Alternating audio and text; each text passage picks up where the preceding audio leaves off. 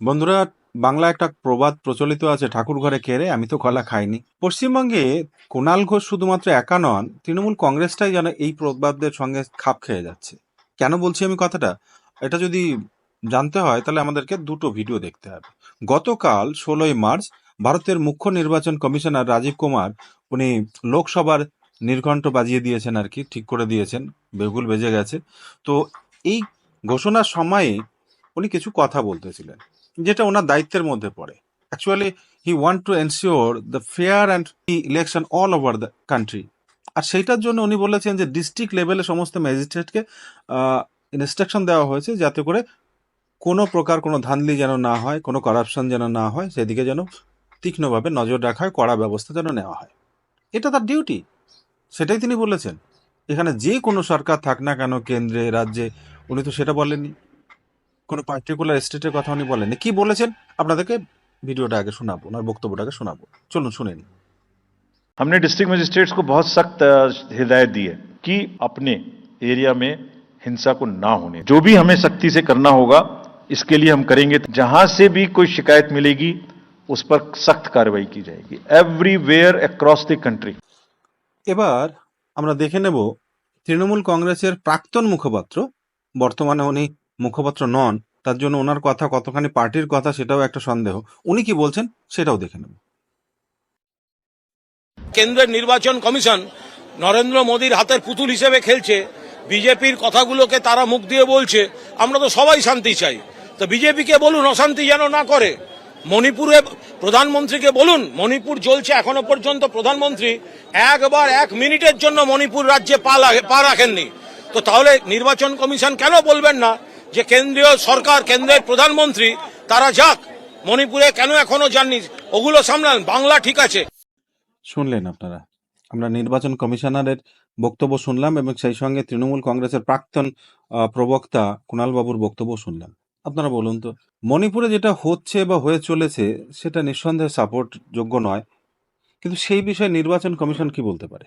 Law and order সম্পূর্ণভাবে state বিষয়, এবং যেহেতু কেন্দ্র সরকারে রয়েছে বিজেপি সরকার এবং মণিপুরে বিজেপি সরকার, সেক্ষেত্রে তৃণমূল কংগ্রেসের হক, মানে তাদের অধিকার জন্মায় তাদের উপরে দোষারোপ করা বা তাদের কাছে জবাবদিহি চাওয়া।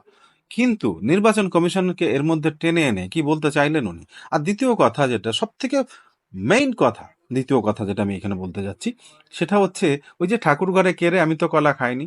এখানে নির্বাচন কমিশনার কিন্তু একবারের জন্য বলেননি পশ্চিমবঙ্গকে মার করে কোনো কথা, অর্থাৎ বিজেপি শাসিত রাজ্যের কথা কিচ্ছু বলেননি উনি। এটা তো নির্বাচন কমিশনের দায়িত্বের মধ্যে পড়ে না।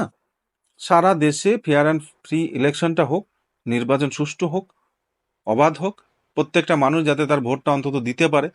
বাকি তারপরে ক্ষমতায় কে আসবে সেটা পরের ব্যাপার। সেইটাই নিশ্চিত করার জন্য অন্তত আবেদন করেছেন এবং ইনস্ট্রাকশন উনি ডিস্ট্রিক্ট লেভেলে ম্যাজিস্ট্রেটদেরকে দিয়েছেন। এর মধ্যে খারাপ কি জিনিস? এখানে বিজেপির কথা, বিজেপি যদি এই কথা বলে থাকে এর মধ্যে দোষের কি আছে? ফেয়ার ইলেকশন হোক, অবাধ নির্বাচন হোক, সুষ্ঠু নির্বাচন হোক, কোনো ধাঁধলি যেন না হয়, এটা যদি নির্বাচন কমিশনের কথা হয় এবং সেই কথাটা যদি কুণাল ঘোষের কথা মতো বিজেপির কথা হয়, তাহলে এতে দোষের কি আছে আমি তো বুঝতে পারলাম না। শেষ যে লাইনটা উনি বলেছেন যে পশ্চিমবঙ্গ নিয়ে ভাবতে হবে না, পশ্চিমবঙ্গে সব ঠিক আছে, এইটার কথাটা আমি বলছিলাম। পশ্চিমবঙ্গে সমস্ত কিছু ঠিক নেই। এর আগে সন্দেশখালীর বিষয়ে আমরা দেখেছিলাম কুণাল বাবুকে বারবার করে বহিরাগত তত্ত্ব, সাজানো নাটক, কিন্তু শেষ পর্যন্ত আমরা দেখতে পাচ্ছি পশ্চিমবঙ্গ সরকার তার থেকে টিম গিয়ে যাদের জমি দখল করা হয়েছিল তাদের জমি ফেরত দেওয়া হচ্ছে, ডেটা রয়েছে, রেকর্ডে রয়েছে। তাহলে সমস্ত কিছু ঠিক ছিল না, কিন্তু বলা হচ্ছিল না সমস্ত কিছু ঠিক রয়েছে। এইখানেও সমস্ত কিছু ঠিক রয়েছে, পশ্চিমবঙ্গে ভোট অবাধ হয়, সুষ্ঠু হয়, এ নিয়ে ভাবতে হবে না নির্বাচন কমিশনকে। এর মানেটা কি? বলেনি তো নির্বাচন কমিশন যে পশ্চিমবঙ্গে ধাঁধলি হচ্ছে বা এটা হচ্ছে ওটা হতে পারে। সারা ভারতবর্ষে, সারা দেশে যাতে সুষ্ঠু হয় সেই কথাটাই উনি বলেছেন। কিন্তু কুণালবাবু কি বলছেন? এখানে সব ঠিক আছে, অর্থাৎ ঠাকুর ঘরে কে, এই জিজ্ঞাসা করাতেই কলাচোর বলে বসছে আমি কলা খাইনি। সেরকম মনে হচ্ছে নাকি? আপনাদের যেটা মনে হচ্ছে সেটা অবশ্যই কমেন্ট বক্সে লিখে জানাবেন। আর এরকমই আরো ভিডিও পেতে অন্তত একটা করে লাইক করে দিন, মোটিভেশন আসবে ভিতর থেকে। দেখা হচ্ছে পরের ভিডিওতে, ততক্ষণ পর্যন্ত নমস্কার।